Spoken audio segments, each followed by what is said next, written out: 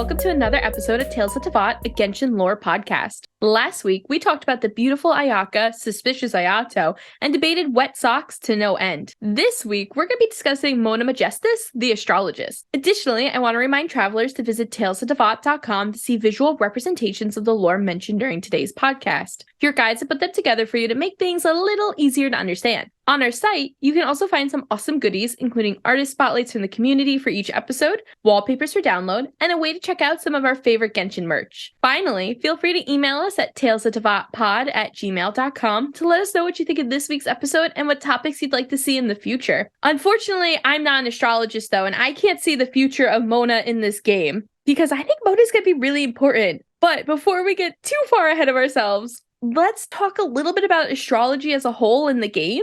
It seems like astrology is a pretty important piece. Which is weird because the sky is fake. The stars are a lie. It's all a gigantic hoax.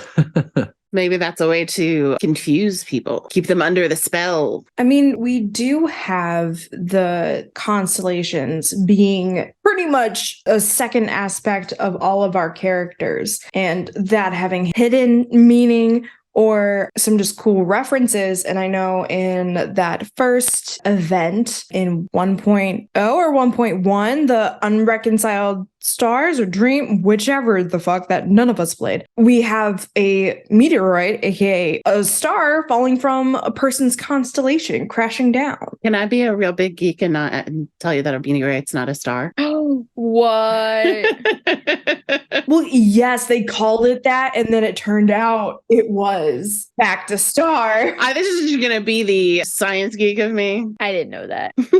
Well, it's weird because the stars are so important in this game. I mean, when we're wishing, we're trying to get constellations that are assigned to each character. But we also know from that Unreconciled Stars event that the stars are a lie. So Can we just talk about that for a second? So Scoura tells us that the stars are a lie. We trust him. yeah. Because it's forbidden knowledge. Why do we believe him? Well, at the time, I don't think we did. But now, Well, he seemed very taken aback, and he was just finding this out for the first time. And he, if I remember correctly, was really insulted that Piero seemed to know about it Right? and didn't tell him. So he was just sort of finding out and felt very hoodwinked. like, what the fuck, man?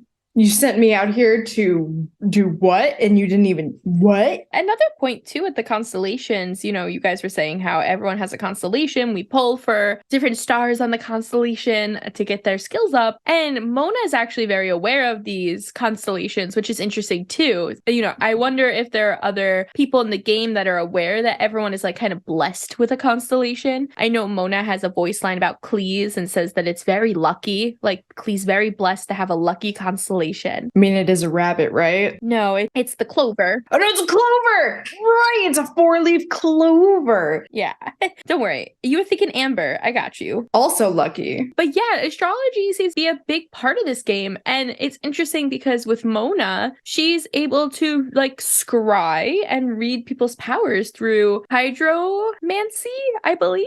Hydromancy. Hydromancer. Which always just makes me think of necromancy and is not the same thing. I mean, well, I like necromancy. you can use hydromancy to know if someone's about to use necromancy There on you go. somebody.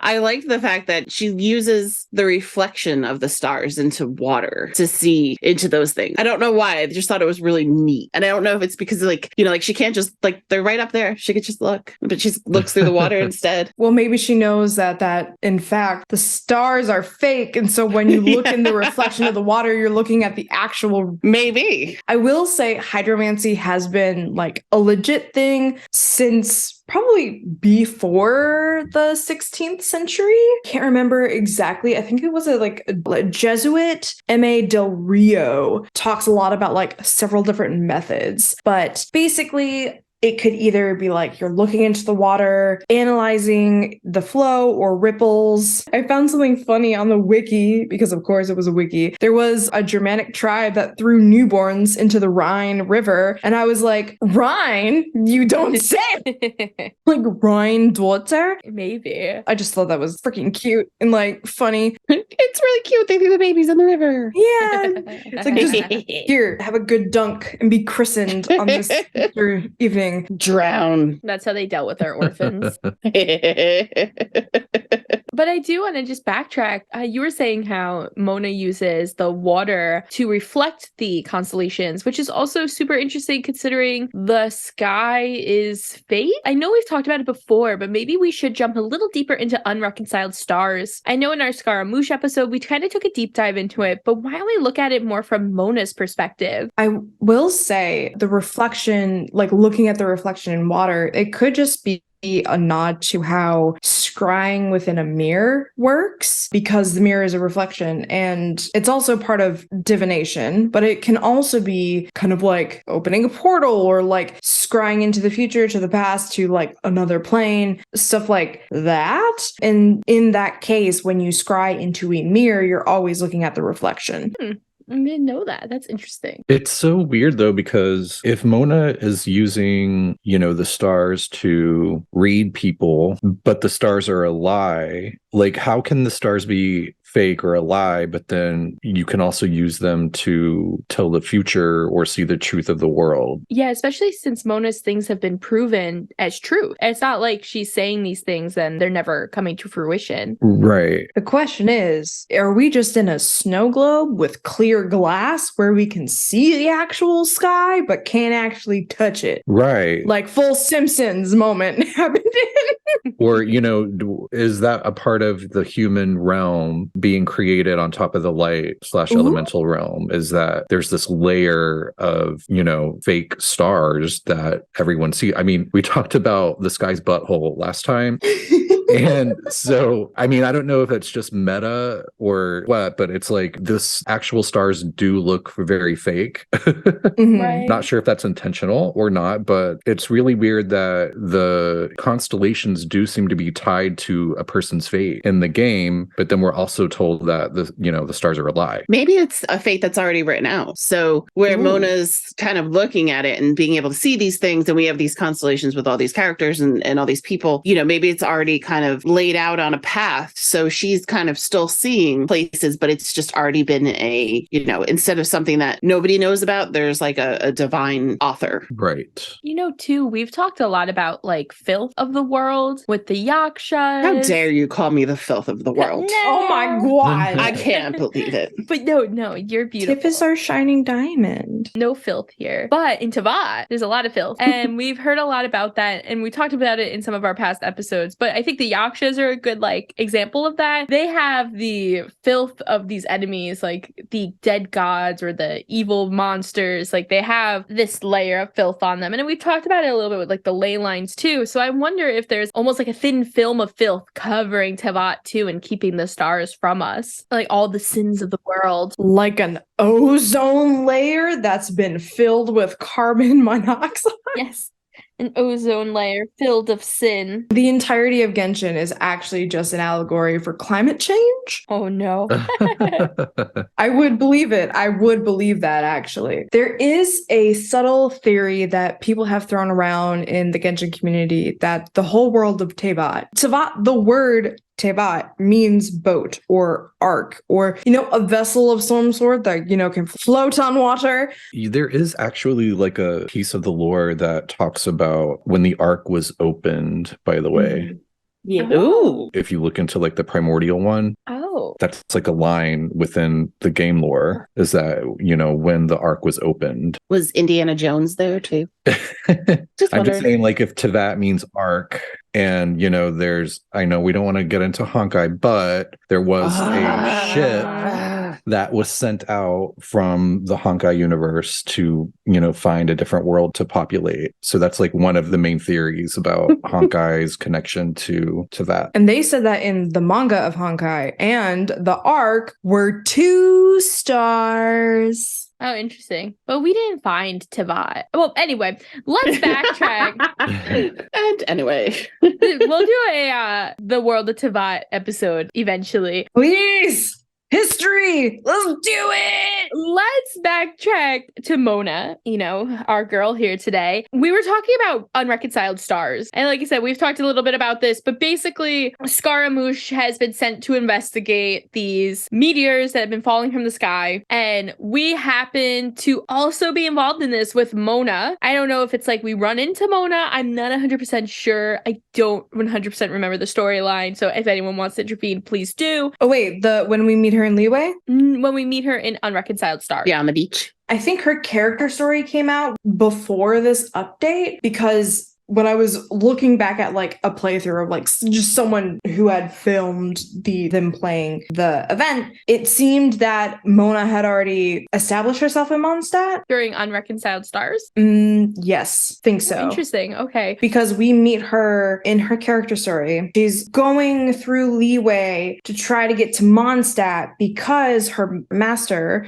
B, the old hag, has asked her to collect a box from her friend Alice. That's not part of the stars, though, right? No, what I'm saying is that was before Unreconciled. So she was already in Mondstadt and established in Mondstadt Right. when Reconciled came out. Oh, I didn't know that. I always thought that Mona released a few months after Unreconciled Stars came out. I think Unreconciled Stars actually introduced Fischl. Oh, interesting. Yeah. It was like Mona meeting Fischl for the first time. Okay, I wasn't sure. I mean, I don't know if she was playable yet, but I believe that was the first appearance of Fischl, aka Amy. If it helps at all, Mona's character demo came out in September of 2020. Yeah, and that's when the game released. When did Reconciled Stars come out? That was 1.1, so it couldn't have been too long after that. Yeah, and we don't have to harp on this either. But I do just want to talk about Unreconciled Stars just because I think it's really important to go back to our big point of astrology and why the sky is fate in Teyvat. And it also gives us a lot of interesting lore for Mona where we learn that she can sense danger. I think that's the first time we really have someone who could be like, oh shit, we're in danger. And she blurps us away. She's like, Molly, you in danger, girl. Yeah.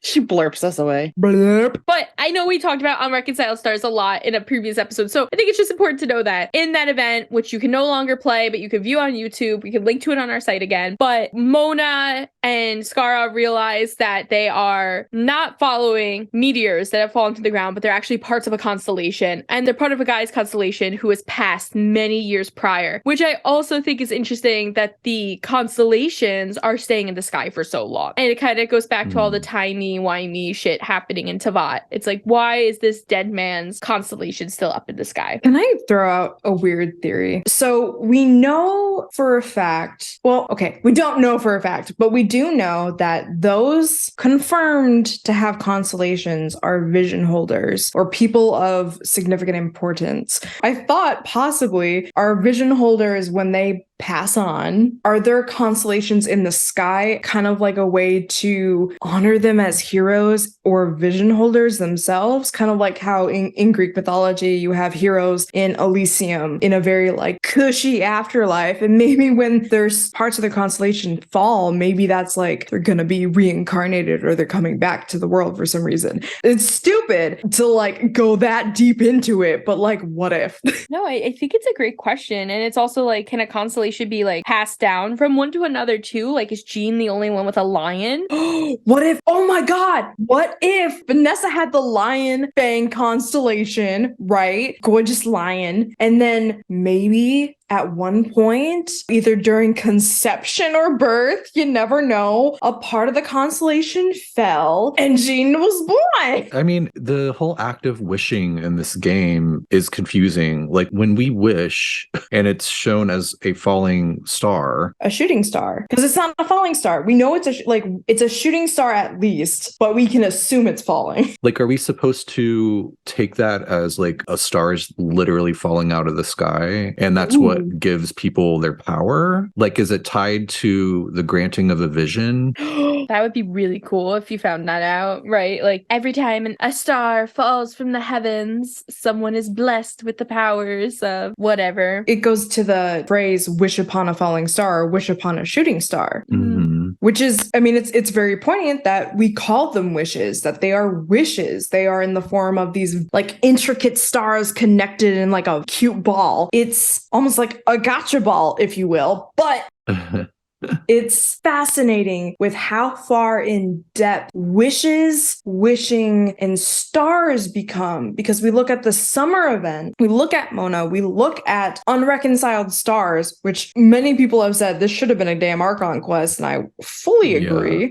Yeah. Mm-hmm. It makes no sense because it changes the entire perception of the world. And majority of the player base do not know it. Right. Also, is a star that's like closer to the sky's butthole more powerful than a star that's farther away? Anything closer to the booty hole is more powerful. Maybe the stars get popped out of the sky's butthole. Oh my Oh. god. Visions are Maybe pooped that's- out. that's the- Theory confirmed. Yeah. I will say, and last thing, we'll go back to Mona. I do think it's interesting too that visions are supposed to be granted to those with great ambitions of some sort. And it's interesting that we would wish upon a star for our ambitions to be fulfilled. And so it is an interesting concept that, you know, D. Luke could have been putting his ambitions out into the world, and that could have come off as like a wish to the Archons, and he was granted a vision. For those with dead friends, I don't know, they're hoping for a sign to continue on. I don't know. Oh my god, wait a minute. Remember, spoilers, travelers, but at the very end of the Inazuma first part of the Archon quest, when we're doing our final battle with A, isn't what like gets us mega powerful telling the Raiden Shogun and getting everyone's wishes and ambitions into us? Yeah, like we borrow the power of all the stolen visions. Let me tell you, if they borrowed my ambition, I would not have been a lot of help. Y'all have like dead visions. Yeah. Yeah. They don't even take my vision in the Vision Hunt decree. They're like, no, we're good. You just hold on to that. We're fine. Are you sure? It was one swing. That's all. But speaking of dead visions, Mona's vision originally was a masterless dead vision that was given to her by the old hag. Mm-hmm. She is Mhm. only one of two characters that have actually like got. I want Yeah. to. Okay, two She a new one, officially, right? but yes. Mhm. But let's like throw Kazuha in there too, because like he did activate it. Yeah. Yeah. It blurped, if you will. It blurred. It blurped. But yeah, it's interesting that the vision was masterless and that Mona doesn't really seem like too interested in the fact that she got a vision at all. She's like, meh, whatever. Yeah, she's kind of like, whatever. I don't Where need did the this. old hag get it from? The old hag just has a lot of things. She's like a Mary Poppins bag. Who'd she kill? Or is the old hag a god? I'm really obsessed with the fact that the old hag, aka what's her name, Barbaloth, she is described as a friend dash rival of Alice's. A frenemy. If A frenemy, you will. yeah. Which actually takes us into Mona's story quest that we do, where we meet Mona in Leeway and find out that she is going to Mondstadt to meet with this great witch's successor. She never says Alice up front. She's just like, my master's frenemy has a successor and I need to go steal something from them, basically. Yeah, that was so mysterious and weird. Yeah, it was super interesting and super strange that she wasn't very forthcoming with us. But anyway, we help her and we travel back to Mondstadt with her and we actually see her capabilities to read people again. She's able to tell that a group of quote unquote traveling merchants are actually treasure hoarders, and we fight them and she kind of saves us in a sense. And when we make it to Mondstadt, we find out that she's looking for Klee. Right. And I guess Klee carries around this box from Alice. What's in the box? I know. I want to know what was in that box. Yeah, because we find out there's nothing in the box currently, that Klee dumped it out. Yeah. She's hiding it somewhere. I love her. It's probably in that Yeah. hole. It probably blew up in one of the holes. But Mona is so distraught by the fact that she was not able to get this information for her master, that she decides to live in Mondstadt because she cannot bear the idea of going back to her master and telling her that this stuff is gone. And whatever it is has like the dark history of her master within it. Whatever Right. the hell that means. Yeah, like the history of her youth or whatever, which is so kind of creepy. Right. And especially when we start to hear Mona talk about this woman that she calls the old hag, and she sounds like a nagging grandmother almost. And we do find out that Mona is most likely already in line to become her successor.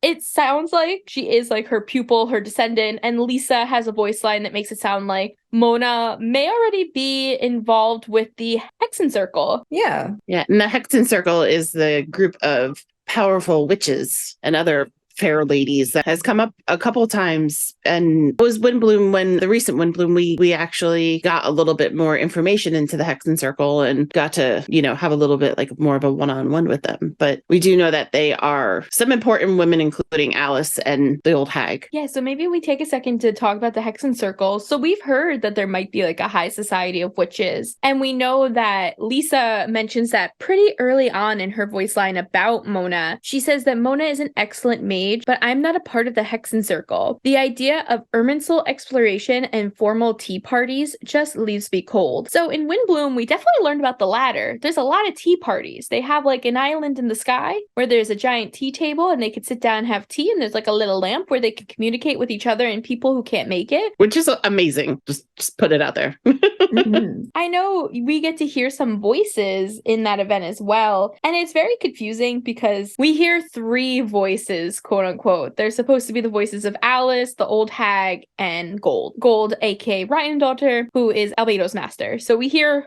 all 3 of them chatting. Now, there's some speculation that those voices were just Alice intimidating them. I've heard people saying that there was really just Alice there. But also, at the same time, this one person came out as the voice actress of Gold. So I'm not really sure if like maybe Alice can just really do some good voice acting. Yeah. And they did hire voice actresses for it. I don't know. So it's a little unclear about whether or not the 3 of them were hanging out or Alice was all alone. Yeah, I took it as Alice was pretending to be them. Yeah. It wasn't until teaser trailer that came out with all the other different voices was it confirmed that one voice actor who came out and confirmed was legit Gold. Oh, okay, got it. Very exciting. They don't announce voice actors typically that early, so I was quite excited. But yes, we learned a little bit about the Hexenzirkel, and we learned that there are these powerful witches. And in German, I think Hexenzirkel is like Circle of Witches or something like that,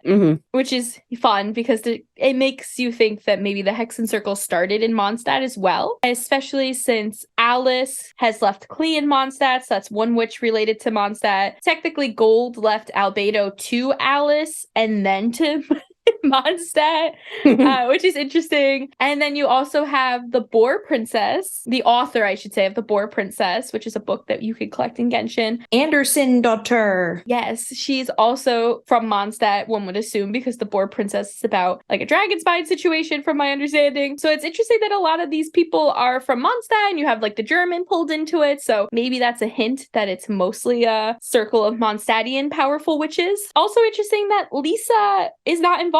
She wants nothing to do with it because they explore Irminsul? ? I think that's because Lisa's dying. Don't remind. It's confirmed. Unfortunately, we have to remind you. And like that could be because of forbidden knowledge. And forbidden knowledge is absolutely linked to the study of Irminsul. So maybe she's like, I don't want to test it. I don't want to jinx it again. I'm gonna back up and I'm gonna have these big old biddies in my library. I can't believe that we heard about Irminsul that early. Like, I feel like it seemed so brandy new to me in Sumeru. I mean, it was only, I think that's the only moment when we have Irminsul told to us, unless it was in some other book. If it had been mentioned, it was always in like those offhand comments that the context of it was not so important that we would be actively listening. So that's also insane to know because it felt so new. You're right. And it felt like, how does no one know about this? In fact, everyone knows about it. Well, it's also interesting because I think a lot of people in general sleep on Lisa. I think they sleep on her lore-wise and build-wise. So it's not surprising that like none of us went back and read Lisa's voice line about Mona. Yeah. Wow, call us out there, fiends. I mean, me too, though. I didn't know, and I like Lisa. So, it is interesting. But we do find out that Mona, through this, is associated with the Hexenzirkel. I would love to know what they're doing in Irminsul, by the way. It makes me wonder if they're the ones who actually erased the original Traveler from Irminsul. Ugh! Who knows? Right? Like that adds another wrench into it. And that also makes me wonder if the Hexenzirkel is in cahoots with the Fatui at all. Or the Abyss. Or the Abyss. So I really do hope with that like lore drop trailer where we get to see Albedo as a little bitty baby, we get some more information soon. They can't just drop a Hexenzirkel trailer and then give us nothing, but they can and they probably will. They shouldn't is more so what I'd like to say. We also had Nichole doing that mysterious voice line at the end of that Sumeru quest. After we're smoking the reefer. Yeah. Yeah. It wasn't that. It was just, hotboxing yourself in incense is really, really strong. I felt like I got a headache thinking about it. Oh, yeah, absolutely. They seem to be very interested in exploring the truth of the world. I mean, we know that Gold, aka Rhindaughter, tasked Albedo with seeking out the truth of the world. And we know that Mona is friends with Albedo and Klee. Yes. So you almost have like the successors like having a little like camaraderie, happening. Isn't that weird? Like, I feel like until I saw the Hexenzirkel stuff, I never really put all that together because Mona has a quite large voice line about Albedo, which is interesting because Albedo does not have a voice line about her.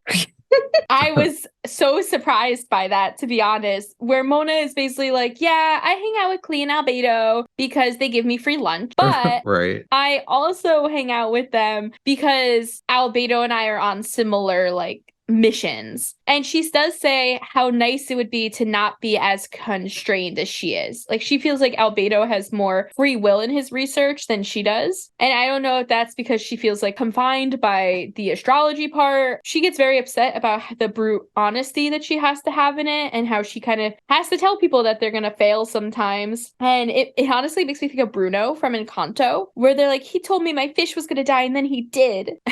Yeah. But anyway, back to Albedo.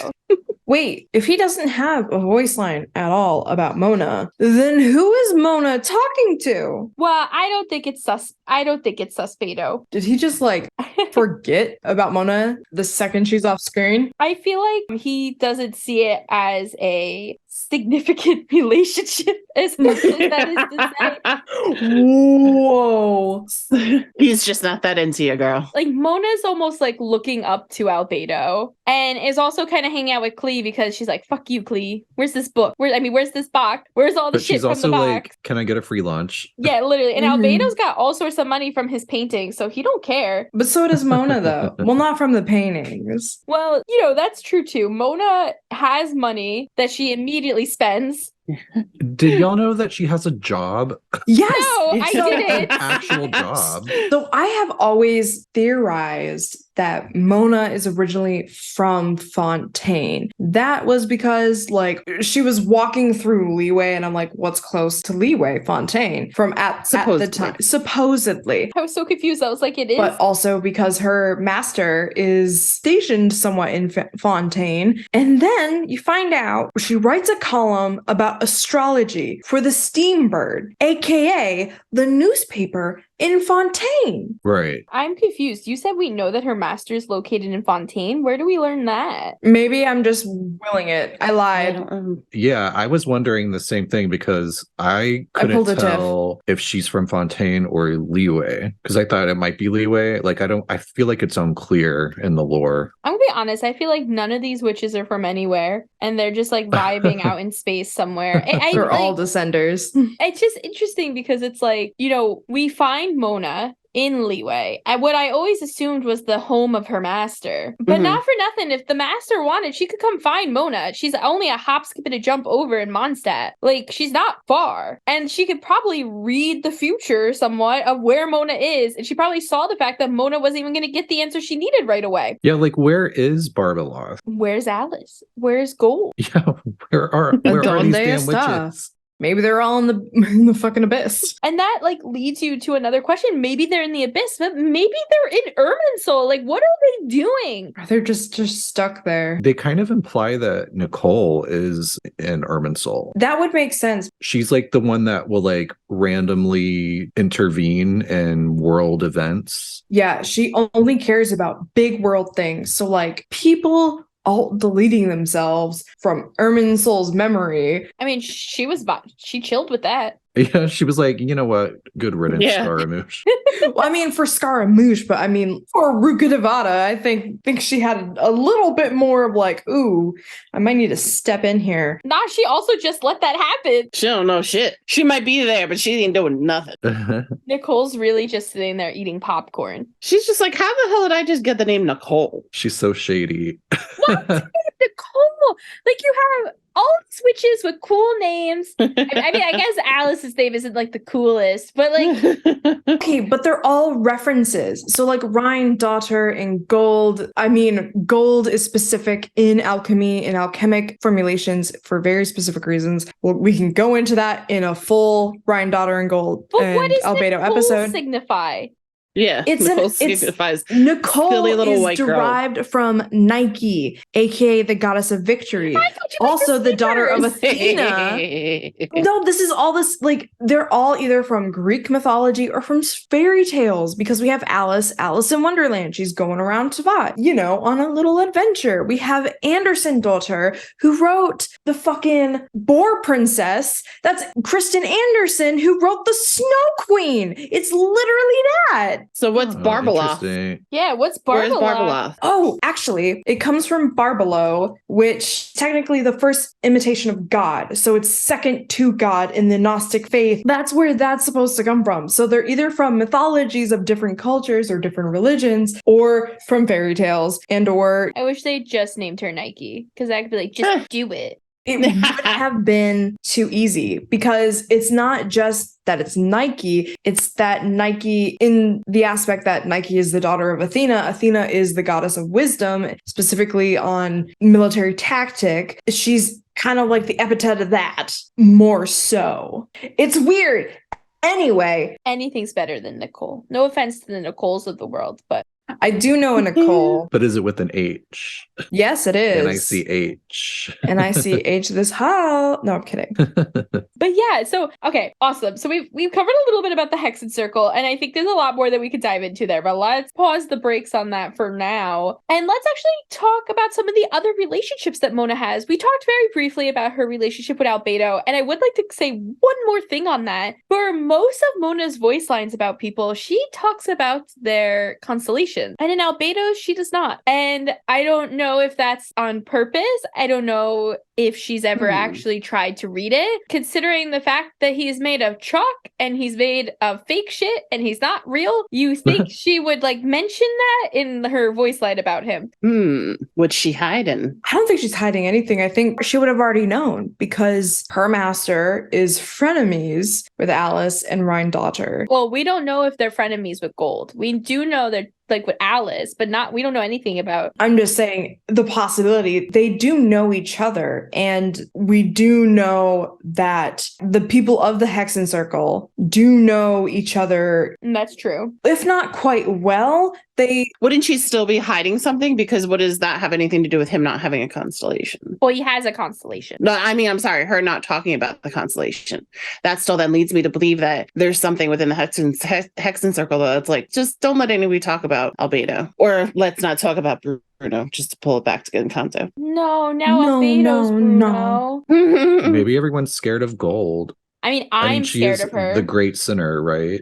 Yeah. Maybe they all know. They're like, shit, this bitch has made some terrible shit. Well, yeah. Not saying that Albedo's terrible. I'm in no way saying that, but Hey. some like of those like those hounds and stuff like that, she doesn't really have a good track record. But she's only had 2 successful experiments, which was Albedo and Durin. And Durin was a sweet baby. Yeah, and a lot of other ones that are horrible. Exactly. They were failed experiments. They were the failures. I've been switched from Gold being the actual villain to Gold might actually be the hero of the story. Nah. I have a big theory on that.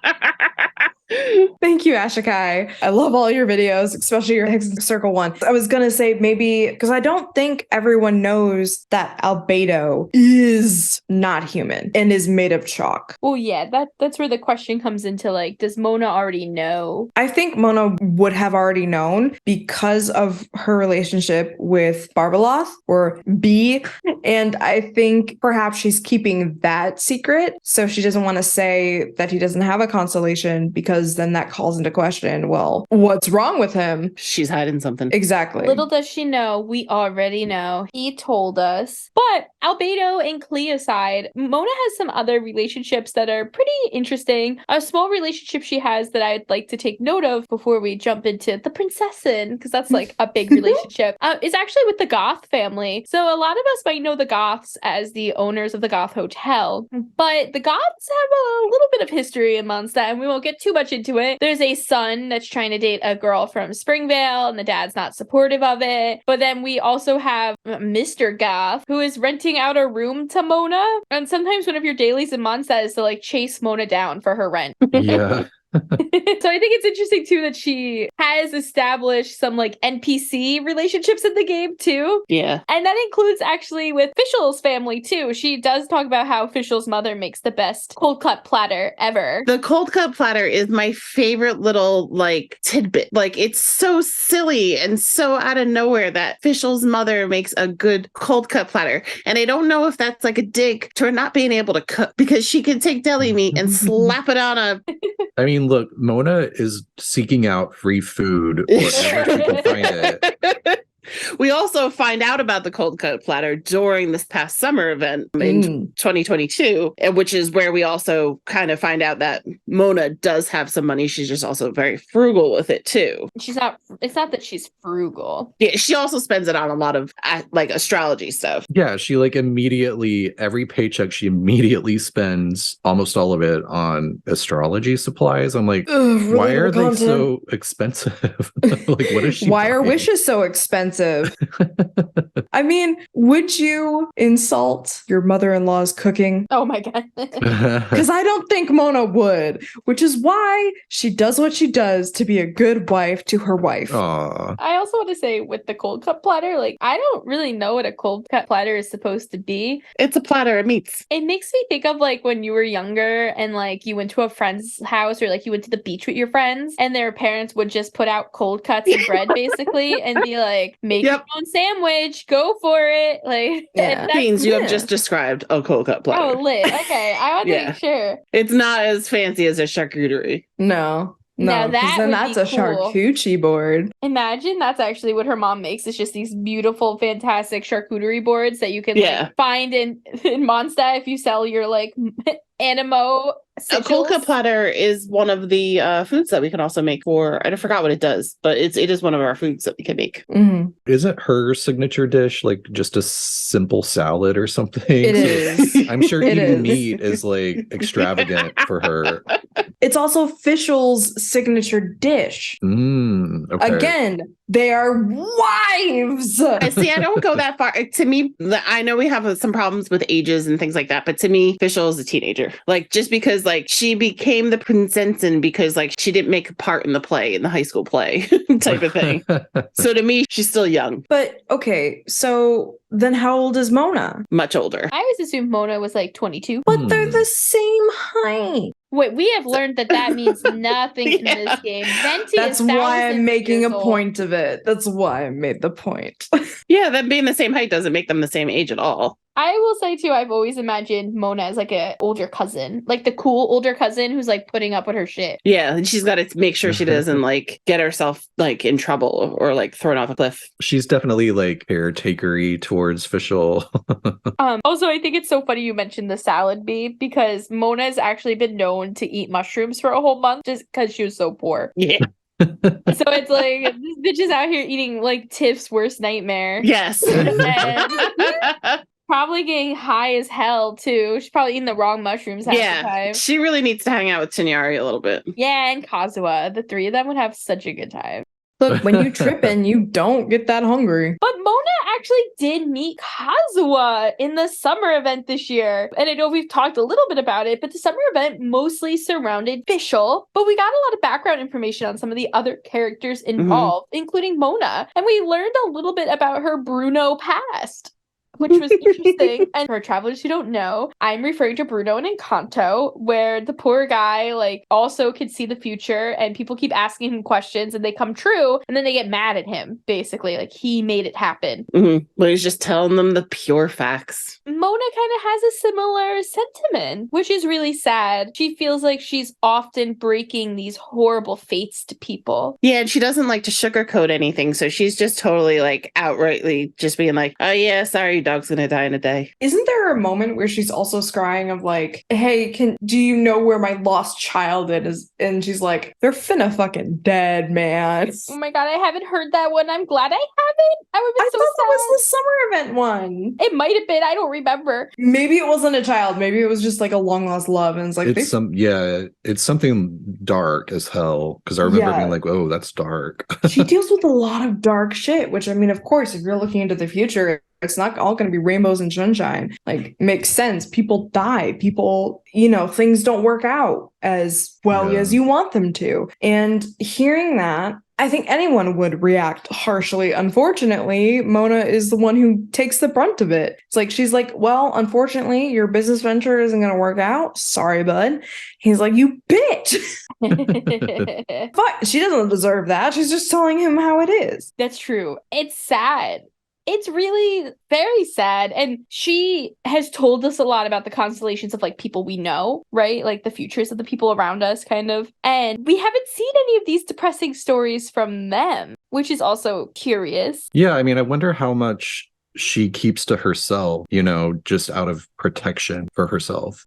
That's true. I wonder if she holds back with people she's close with. Yeah, because wouldn't you be creeped out if like one of your friends was like, I know when and how you're gonna die? That would. Oof. You'd think she could have told us where our damn sibling was. Yeah, good point. But I guess that can go back into the tricky Irminsul. Right. Fucking Irminsul, man. I doubt everything in this game after learning about Irminsul. As you should. And do we find anything else out about Mona specifically during the summer event? I know that's when we find out she's not broke. That was the part that really stood out the most for me, honestly. And I don't know why. It sounds terrible. But we found out because she opened up her lab and we were like, damn, what's all this? Her dream realm is her house. And we're like, what the fuck? Yeah.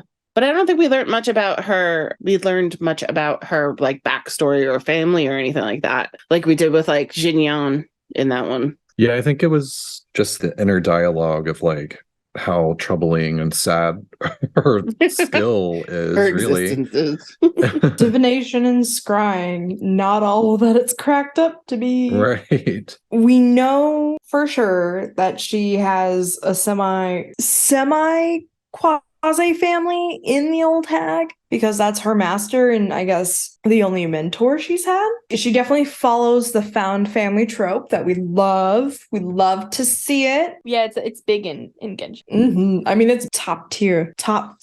But we don't know anything about her family life, and that could be because maybe she's an orphan. We don't know. And I am guessing heavy speculation that we'll see something in Fontaine. I hope, because I really do think she's from Fontaine. Because why would the editor-in-chief recommend Mona as a columnist? The original astrologist that was doing the column stepped down, retired because she was old. And then He's like, oh, here, newspaper, this is Mona Megistus, also an astrologist. And that's how she got the job. I thought she was infamous, though. I mean, she could have been infamous like then, and he could have, said word, but I still think like, why this connection with Fontaine specifically? Yeah, I hope they do sort of take advantage of that and like give her, like, fill in more of her backstory. Yeah, Mhm. I think it was that the contributing journalist was traveling. Like, he was traveling around and heard about her and like went to find her because of it. Which is also curious, like, why is her name so like popular around Teyvat? Do you think that's because of the old hag? Do you think people know that she's like related to the Hexenzirkel? I think so. I would think that like the successors and stuff like that would kind of have some sort of popularity or, knowledge of them. But she could also be very known for being Bruno, I think everyone knows that she regularly does 6-figure crits, and they're like, oh shit. Yeah. They see her like running over the water and they're like, ooh. Oh my god, yeah, that is so cool that you could do that. It's so nice when you gotta fight Gimmel. Travelers who don't know, Gimmel is the Geo hypostasis. And by now we have pretty much all the bosses' names down pat, or we have names made up for them. And I was playing Genshin with a friend the other day who doesn't play very often. And she was like, I need this, like the pillar thing from Gimmel. And I was like, all right, we gotta go fight Gimmel. And she goes, who's Gimmel? Is that like child? And I was like, Yes. no, that's a square. That's a cube. It's a hypostasis. And if you bitch. have Mona, you can use B's trick of when you teleport in, you just fancy yourself right over the water and go right over to Gimmel and not have to run through all the hilly trails. That's and stuff. right, Mona or Ayaka. It's fantastic. The us PS4 users don't really have the ability to do that because we take so long to change characters. I'd have to change to my Claymore when I get there. You have to leave 3 days before us to go fight him. At least 3, maybe more. But okay, so we've talked a little bit about this official relationship. We've talked about the Albedo Klee relationship. Is there anyone else in the game that Mona is well known with and has like some good relations with? I can't think of any off the top of my head. I feel like, honestly, she's a little bit of a recluse. Yeah, she's broke. She can't go out no more. Yeah, I really think it's all about Bishal and Albedo. Yeah. Although she does save Timaeus with who did she save Timaeus with in Windbloom? Was it with Eula? Not Eula. But Mona found him like hanging off a cliff in Windbloom. He was trying to pick flowers and he fell. And Mona was like, your fate is not ready for you today. I love it that she's like a danger detector. Like, I wish I could just have her follow me around Oh my god, yeah. and just like, like blurp me away from danger. Not the blurp. I love that blurping is a thing now. It is curious. There is another interesting little tidbit about Mona I wanted to share. If you look at her combat talents and you go down to look at her mirror reflection thing, which is when she throws like the little dolly thing into the field, it has a cute little note and it says that skilled astrologers have always dreamed of using a phantom facsimile of themselves to ward off intimate ill fate. But Mona must be the first to make such a mockery of it in all of Teyvat, since it's like kind of a chibi version of herself and like a goofy version. And it made me think of what you just said, Brandon, of like her being this like danger warden, right? And how she just throws this little guy out to distract people while she runs away. It's so interesting in this game because there's so many different places where you can find lore bits like hidden. Yeah, that's for sure. Because, like, I mean, outside of which we saw the 3 moon princesses, sisters. I feel like if I don't say sisters, B's going to be like sisters.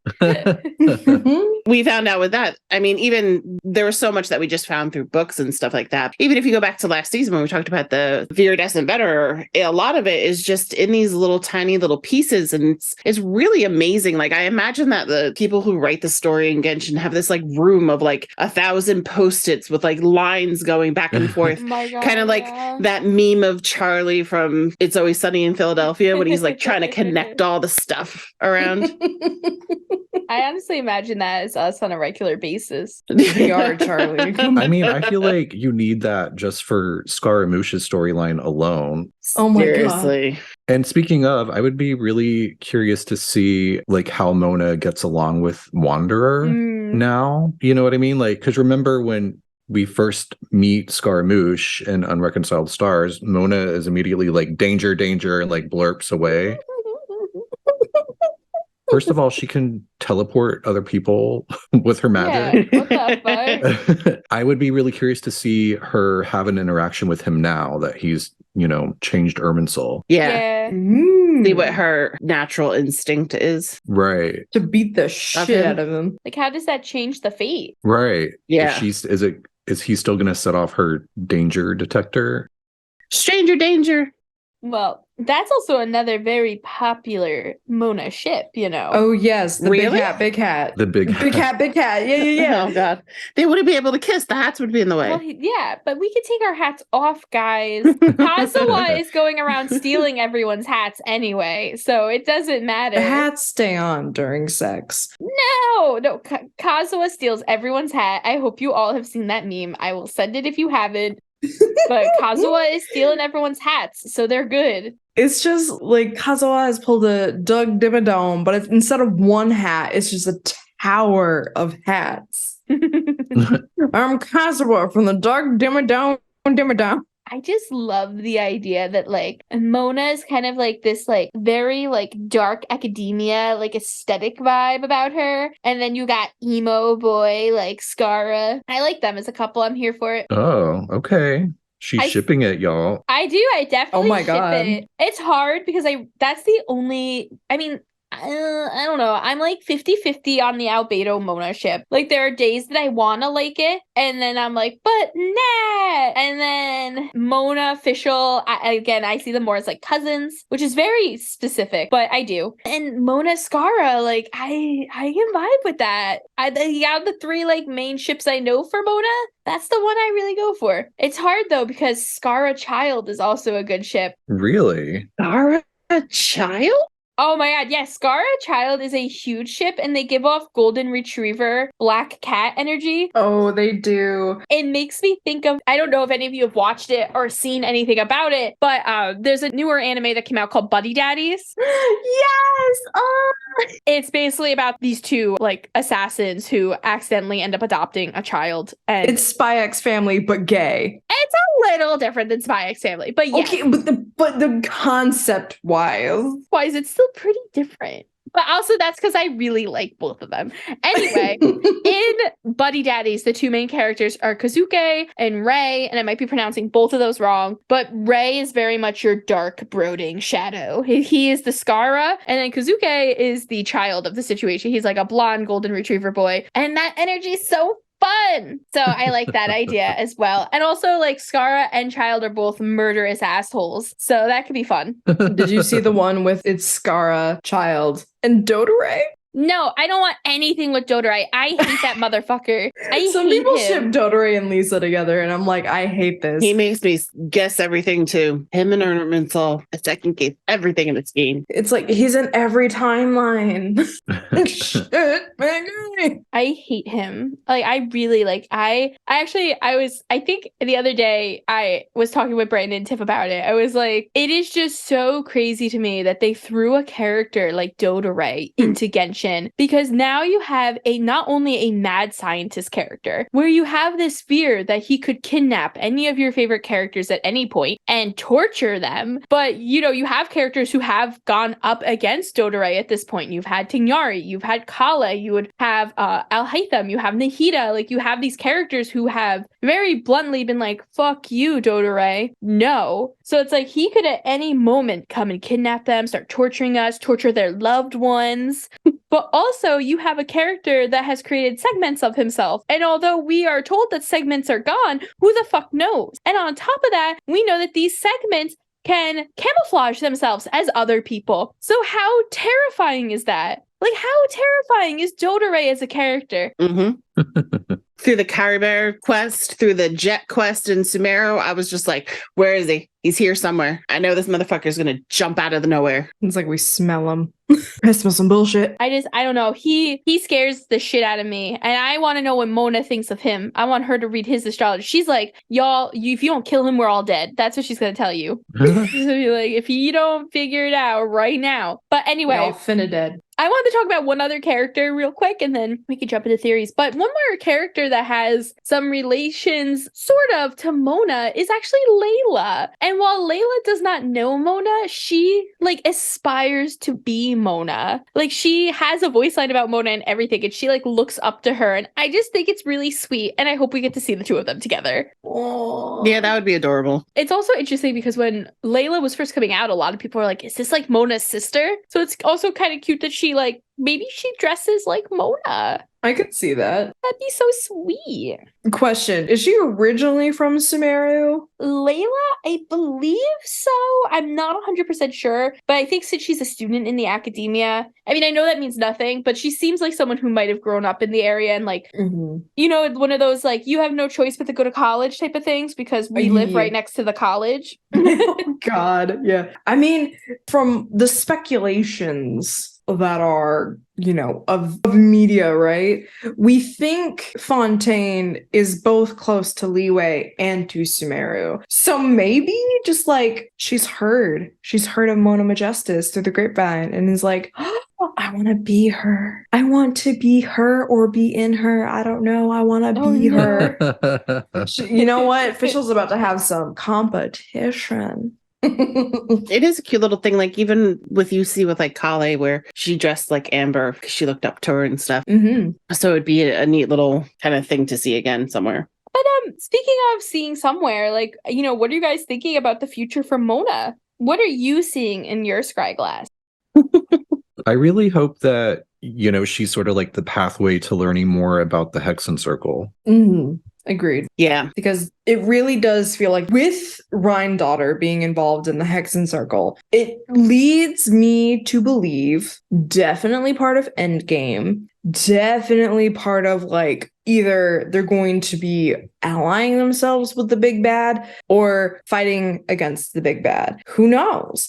And the fact that they're trying to study Irminsul in that leading to forbidden knowledge leads me to think that they might know more than, of course, that they let on. Because, of course, why would witches, you know, ever, you know, let their cards slide from their chests? I hope and would love to see, just like how I want there to be a Phoenix Wright trial with Yanfei defending us in Fontaine Court, because of course, I want to see Mona going to the Steambird and getting fired. I don't know why.